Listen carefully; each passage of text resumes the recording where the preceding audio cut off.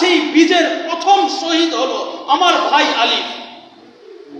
আপনি আমি এখনো শুয়েই থাকি, আপনি আমি এখনো সেই গভীর নিদ্রায় নিমজ্জিত হয়ে থাকি, আপনি আমি এখনো চায়ের স্টলে বসে বসে বলতে থাকি আওয়ামী লীগ খারাপ আর বিএনপি ভালো, বিএনপি খারাপ আর জামাত ভালো, বলতে থাকি এই কথাগুলো। আমরা এই দাবি নিয়েই ব্যস্ত থাকি। যখন দেখবেন যে লাল গরু আসে না আপনাকে বাঁচাইতে, যখন দেখবেন সাদা গরু আসে না আপনাকে বাঁচাইতে, তখন আপনি বলবেন যে বাস এবার যা করার তাই করেন। আপনি জানেন আপনার রক্তে মাংসে জড়িত যেই টাকাটা, যেই ঘাম দিয়ে আপনার এই টাকাটা অর্জন করছেন, এই অর্জিত টাকা দিয়ে আপনার ঘরে বসেই আপনার ঈমান ছিনায় নেওয়ার জন্য পায়তারা করে। এই কথা আপনি আমি জানি, অথচ আপনি আমি ওই পত্রিকা, ওই সংস্থার উপর নির্ভর করেই সমস্ত কিছু করে বেড়াই। প্রথম আলো একটা পত্রিকা জানেন না? প্রথম আলো একটা পত্রিকা জানেন না? দেখেন, এই বাংলাদেশ স্বাধীন হয়েছিল, এই বাংলাদেশ স্বাধীন হয়েছিল শুধুই মাত্র একটা শব্দের উপর নির্ভর করে। কথাটা বুঝেন নাই? এই বাংলাদেশটা স্বাধীন হয়েছিল শুধুই মাত্র একটা কথার উপর নির্ভর করে, শুধুই মাত্র একটা শব্দের উপর নির্ভর করে। সেই শব্দটা ছিল ইনশাআল্লাহ।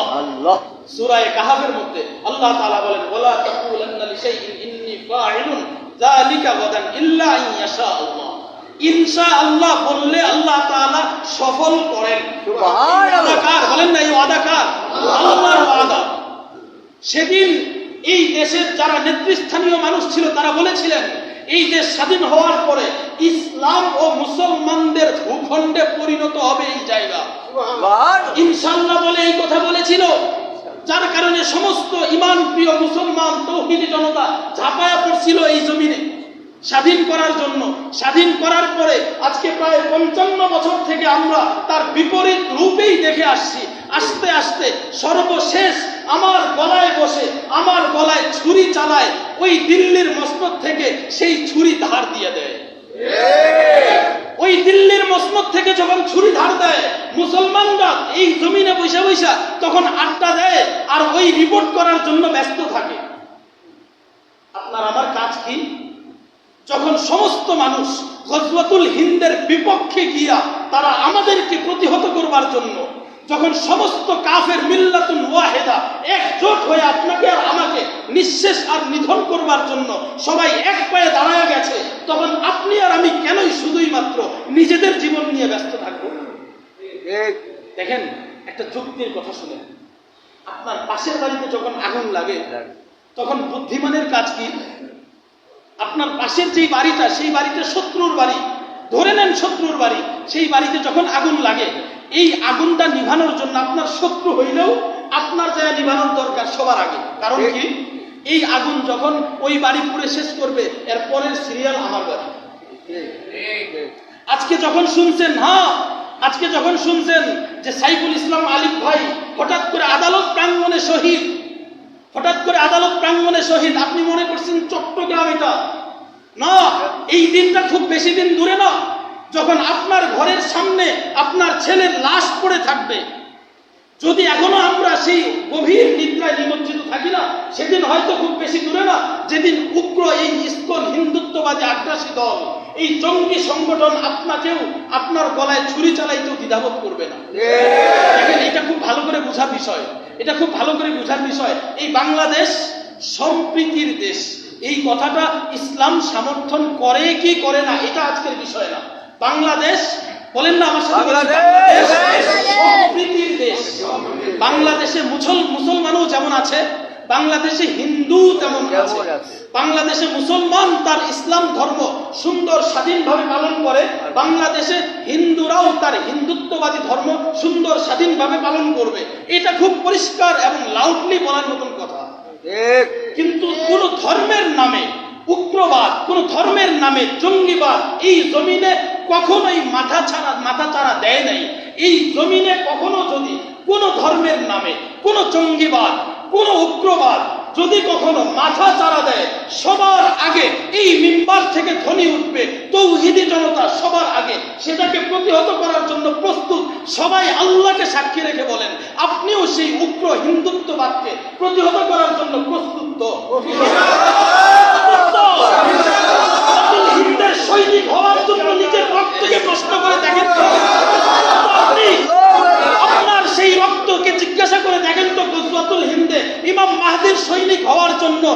আপনার রক্ত কথা বলবে, প্রস্তুত তো আপনি?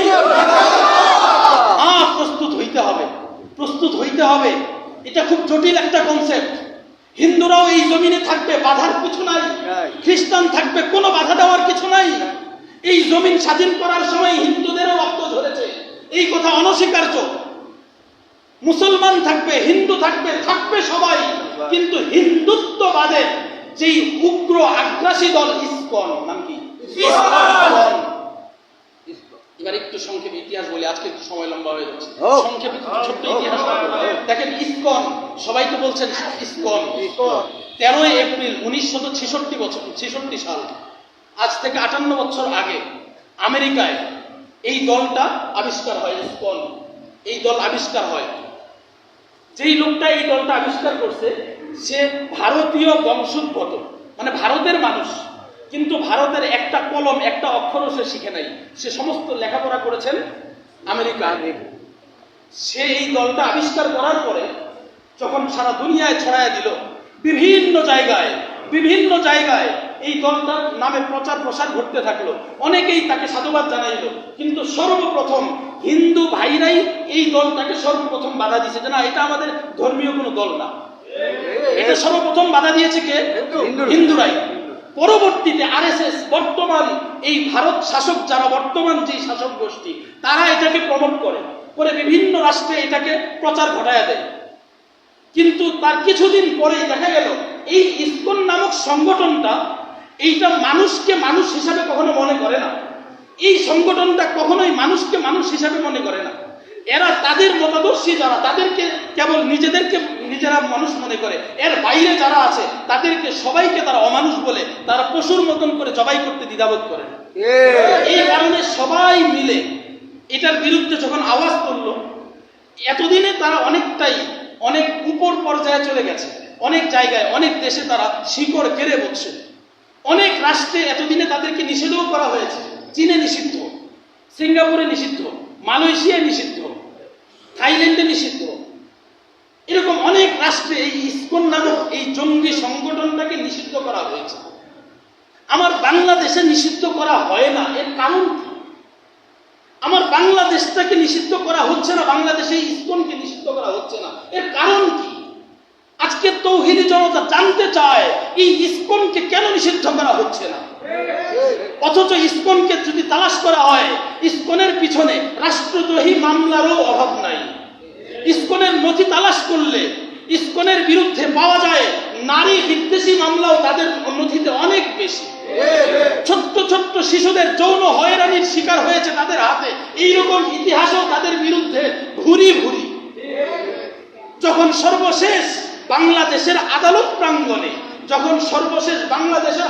প্রাঙ্গণে বসে একজন মুসলমান প্রসিকিউটর, একজন মুসলমান আইনজীবী, একজন মুসলমান অ্যাডভোকেটকে শহীদ করলো, এখনো দেখা যায় অনেক নেতারা, অনেক নেতারা, অনেকেই নীরবতার ভূমিকা পালন করতেছেন।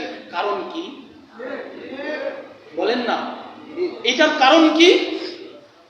আমরা এই কথা জানি যে আপনি নামাজ পড়েন না, কিন্তু এতদিন পর্যন্ত আমাদের জানা ছিল না। আজকে নীরবতায় জানলাম যে আপনার রক্তের সাথে ওই রাম, বাম আর ওই কৃষ্ণ কাপলদের রক্তও মিশ্রিত। এই সাইফুল ইসলাম আলী ভাইয়ের শাহাদতের বিরুদ্ধে যেই মুসলমানের রক্ত খৌল নেহি উঠেঙ্গে, যার রক্তে ঝংকার বাজবে না, বোঝা যাবে তার রক্তের মধ্যে হিন্দুত্ববাদের রক্তের মিশ্রণ।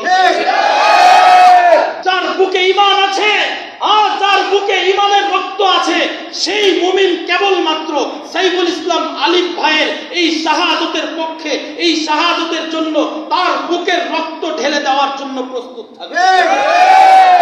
তবে খুব শান্তভাবে একটা কথা ক্লিয়ার লাউডলি ক্লিয়ার বলতে চাই, একটা কথা খুব ক্লিয়ার ভাবেই বলতে চাই যে আমাদের এই দেশটা আমরা স্বাধীন করেছি। আমাদের এই দেশটা স্বাধীন হয়েছে অনেক তাজা প্রাণ ঢালার পরে, অনেক মুমিনের কালিমা খচিত রক্ত ঢালার পরে, অনেক নামাজির সেজদা অবস্থায় কপাল ফেটে রক্ত বহার পরে এই জমিন স্বাধীন হয়েছে।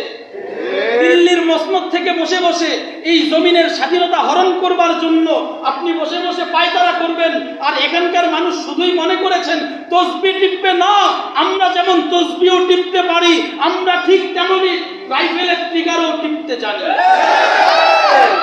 আমরা যেমন সুন্দরভাবে মেসওয়াক ধরতে পারি, আমরা ঠিক তেমনই ভাবে আমরা যেমন নাকি মেসওয়াক করতে জানি, ধরতে জানি, তেমনি আমরা সেই শেল্টার ধরতেও জানি, শেল্টার নিক্ষেপও করতে জানি।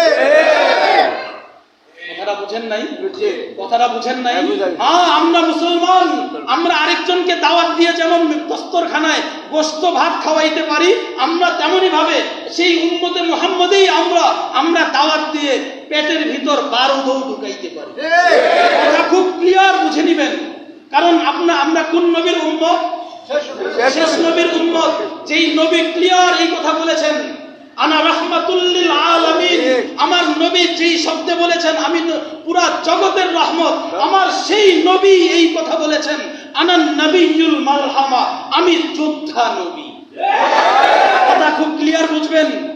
আমার নবী যেমন মেসওয়াক করা শিখিয়েছেন, আমার নবী যেমন তাসবিহ দানা গনা শিখিয়েছেন, আমার নবী তেমন তরবারি নিয়েও জিহাদের ময়দানে নিজের রক্ত দেওয়ার জন্য কিভাবে চাইতে হয় এই কথাও শিখিয়েছেন। ইসাবাতানি মিন উম্মতি কদ আহরাজাহুল্লাহু মিনান নার। দেখেন, পরিষ্কার আরেকটা কথা বলে শেষ করছি। আপনার বাড়ির পাশ দিয়ে সুন্দর একটা নদী বয়ে যাচ্ছে, আপনার বাড়ির পাশ দিয়ে সুন্দর নদী বয়ে যাচ্ছে, এই নদী থেকে পানি নিয়ে একজন সুন্দর আবাদ করতেছে। আপনি অলসতার কারণে বা কোনো এক কারণে আপনি করতেছেন না, যে আবাদ করতেছে আপনি তাকে আরো ভৎসনা দিচ্ছেন। এইটা বোকার কাজ না এটা চালাকের কাজ? বোকার কাজ। আপনিও করেন না এটা, তাহলে না আপনাকে বুদ্ধিমান বলে মনে হবে। আপনি কি করছেন? অলসতার চাদরে নিজেকে মুড়ায় নিয়ে তাকে ভৎসনা দিচ্ছেন। আল্লাহর রাসূল বলছেন, লা তাজালু তাইফাতুম মিন উম্মতি ইউকাতিলুনা ফি সাবিলিল্লাহ লা ইয়ারুদ্দুহুম মান খাযালাহুম। আল্লাহর রাসূল এই কথা বলছেন। কি বুঝাবো আপনাকে? আপনাকে কি শব্দে বুঝাইলে বুঝবেন? আল্লাহর রাসূল বলছেন, কিয়ামত পর্যন্ত আমার একটা দল তরবারি নিয়ে প্রস্তুত থাকবে দ্বীনের জন্য, এ আলায়ে কালিমাতুল্লাহর জন্য। লা তাজালু মিন উম্মতি ইউকাতিলুনা ফি সাবিলিল্লাহ, একটা দল সব সময় তরবারি নিয়ে প্রস্তুত থাকবে। লা ইয়ারুদ্দুহু মান খাযালাহুম, তাদের বিরুদ্ধাচরণ পুরো জগৎবাসী করলেও তাদের একটা চুল সোজা করতে পারবে না। বলেছেন কে? বলেছেন বলেন না? আল্লাহর রাসূল বলেছেন, লা ইয়ারুদ্দুহুম মান খাযালাহুম, তাদের একটা চুল কেউ সোজা করতে পারবে না। আজকে তুমি ওই দিল্লির মসনদে বসে, আজকে তুমি বিভিন্ন জায়গায় বসে ক্ষমতা হারানোর পরে মাথার তার ছিঁড়ে গেছে। তোমার ক্ষমতা হারানোর পরে মাথার তার ছিঁড়ে গেছে। মুসলমানদের রক্তের হোলি খেলা খেলে তুমি এই জমিনে আবার ক্ষমতার মসনদ দখল করতে চাও না। মুসলমানদের বুকে যতক্ষণ পর্যন্ত কালিমার ধ্বনিতে উচ্চারিত কালিমা বাজতে থাকবে, এই মুসলমানদের ভূখণ্ডে শাহজালালের এই মাটিতে না তোমার মতন স্বৈরাচারীকে দ্বিতীয়বার আনার জন্য কেউ আর একবারও বলতে দাঁড়াবে না। তার কথা আমি বলছিলাম, ইশারা দিয়ে যাবো, আপনারা বুঝে নিবেন। মনে করেন না যে হুজুর জানে না, আমিও জানি, বুঝি সব কথাই, কিন্তু যেই কথাটা আপনিও জানেন আমিও জানি, ওই কথাটা বলে আপনাকে সময় নষ্ট করবো কেন? আপনার তো সামনে অনেক বড় প্রোগ্রাম, আপনার সামনের প্রোগ্রাম তো অনেক বড়। আপনার এই রক্ত থেকে যে সন্তান আসবে, হয় আপনি নাই ওই সন্তান যেন ইমাম মাহদীর দলে যোগ হতে পারে। আপনার জন্য তো সেই প্রস্তুতি গ্রহণ করার সময় এসে গেছে, আপনার জন্য তো সেই প্রস্তুতি গ্রহণ করার সময় এসে গেছে। আল্লাহ তাআলা আমাদের সবাইকে এই আজকের দিনের জন্য নয়, শুধু আমাদের এটা কেন জানি আমাদের রক্তে শিথিলতা বেশি। এই হঠাৎ করে এই গরম হইলাম, আবার ঠান্ডা হয়ে গেলাম, না এইটা মুসলমানের কাজ না। মুসলমানের রক্ত সব সময় টকবক। আশিদ্দাউ আলাল কুফফার রুহামাউ বাইনাহুম। মুসলমান আরেক মুসলমানকে দেখলে তার কলিজার মধ্যে শীতলতা অনুভব করে। মুসলমান আরেক অমুসলিমকে দেখলে যেই অমুসলিম তার ইসলাম বিদ্বেষী, কথা বুঝবেন, ভালো করে বুঝবেন, ইসলাম বিদ্বেষী অমুসলিমকে দেখলে তার রক্ত টকবক করে ওঠে। ছোট্ট বুখারী শরীফের একটা ঘটনা বলি। হযরত হুযায়ফা ইবনুল ইয়ামান রাদিয়াল্লাহু তাআলা আনহু, উনি আল্লাহর রাসূলের এমন সাহাবী ছিলেন যিনাকে আল্লাহর রাসূল সমস্ত গোপন কথাগুলো বলছেন, মুনাফিকদের লম্বা লিস্ট তাকে দিয়েছিলেন, যাকে বলা হয় সিররুন নবী, আল্লাহর রাসূলের গোপন রহস্য জাননেওয়ালা সাহাবী। এই হুযায়ফা ইবনুল ইয়ামান রাদিয়াল্লাহু তাআলা আনহু বলছেন, আমি যুদ্ধের ময়দানে গেলাম, একজন লোক বারবার আমার সামনে আসছে। যুদ্ধের ময়দানে মুসলমানদের বিজয় হলো, কাফেররা পরাজয় বরণ করলো, একটা লোক বারবার আমার সামনে আসতেছে, বারবার ঘুরে ঘুরে শুধু সামনে আসে, বারবার ঘুরে ঘুরে সামনে আসে। পরাজিত একজন কাফের বারবার আমার সামনে আসে। আরেকজন সাহাবী দেখে দেখে বলতেছে, কি ব্যাপার, হুযায়ফা ওই লোকটাকে বারবার ছেড়ে দিচ্ছে কেন? একবার আসছে, হুযায়ফা তার পাশ থেকে আরেক দিকে চলে গেছে, আবার সামনে আসছে, আবার চলে গেছে। তৃতীয়বার যখন